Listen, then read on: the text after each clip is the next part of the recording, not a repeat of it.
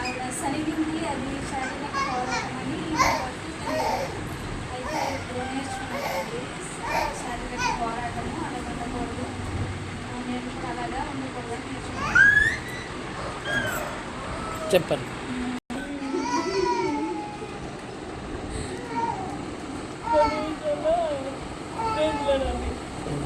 పని విషయంలో చేస్తాను కానీ ఓపిక ఉన్నదండి. ఓపిక గురించి ఓపిక చేయాలి, సరిపోవాలని ప్రార్థన చేయండి.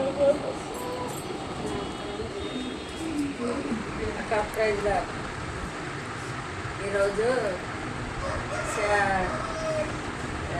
మా అత్త మరియ శరీరంగా జరుగుతూ సలుగుతూ ప్రభావం ఆరోగ్యాన్ని తీసివేసి దేవుడు ఆత్మీయంగా నడిపించాలి. మరి మా ఇంట్లో కూడా ప్రార్థన చేయండి. శివకుమారుడు అయితే ఎన్నో నిందలతో అవలంబించి దేవునికి నింద పెడుతున్నాడు.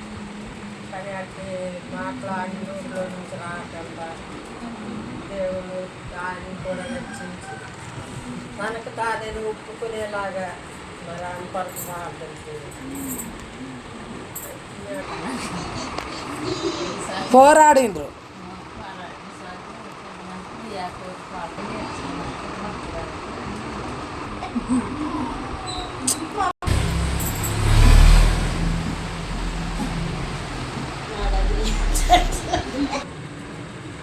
మా అత్త మరి వాళ్ళు చెల్లెలు ఇద్దరు పోటీ పడ్డారు. పోటీ ఎలా పడ్డది. మా అత్త మరి ఆత్మీయంగా లేకుంటే సరిగా సొంగులు గుంగులు ఆడుకుంటూ ఆత్మీయంగా వేరే అవ్వాలి. మా శరీరకంగా పడిపోతూ ఉంటున్నాను. అయితే అప్పుడు ఏ రీతి ప్రార్థన చేసే రోజు కొరకు అలాగే ప్రార్థన కూడా చేయాలి. నేను కూడా ప్రార్థన చేయకూడదు. సోమవారం నిద్ర తిండి వారం కలిగి ఉంటున్నాను అక్కడ. అయితే నా కోసం కూడా ప్రార్థన చేయాలి. పడిపోకుండా మా చెల్లి, తమ్ముడు, అమ్మ, గారు ఇంకా అలాగే చుట్టుపక్కల ఉన్న ఊళ్ళు కూడా వాళ్ళకి సువార్త చెప్పాలి. వాళ్ళు కూడా ప్రార్థన చేయాలి. వాళ్ళ కూడా దేవుడి వాక్యం కూడా అందించాలి. మాకైతే నేనైతే చెప్పలేకపోతున్నాను.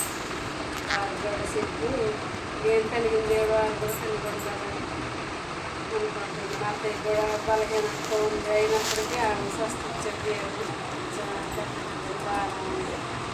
ఈరోజు శ్రీమతికి పెడతారనుకోలేదు. అసలు ఫోన్ చేస్తే అసలు ఏం వద్దన్నాను. నేను ఎందుకు వద్దన్నా, దేవుడు వస్తే వాళ్ళకి వద్దంటావా, వచ్చి పెడతారన్నప్పుడే పెట్టించుకోవాలి మనం. మళ్ళీ తర్వాత రాదు అవకాశం.